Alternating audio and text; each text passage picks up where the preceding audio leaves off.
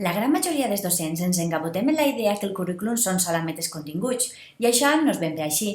En realitat, els continguts són una eina més per assolir les competències clau, aquelles que possibilitaran que el nostre alumnat, en acabar l'ESO, siga capaç de resoldre problemes o gestionar situacions combinant els coneixements adquirits i les habilitats en tota mena de contextos diaris i reals.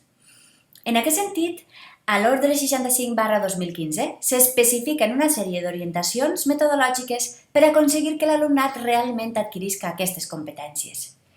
I, bàsicament, aquestes orientacions incideixen en els següents aspectes.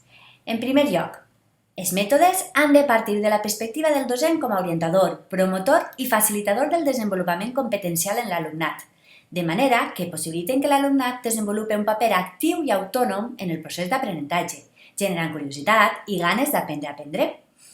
A més, els mètodes s'han d'enfocar cap a la realització de les tasques o situacions problema, plantejades amb un objectiu concret que l'alumnat ha de resoldre fent un ús adequat dels diferents tipus de coneixements, destreses, actituds i valors. Metodologia i treball per al que resulta absolutament imprescindible una coordinació entre els docents. Per tant, tal com regula aquesta ordre, la millor manera d'assolir el currículum, entès com la suma de les competències clau i els continguts, és seguir una metodologia activa i contextualitzada, basada en estructures cooperatives, que són característiques que defineixen l'ensenyament per àmbits, l'aprenentatge basat en projectes i el treball cooperatiu.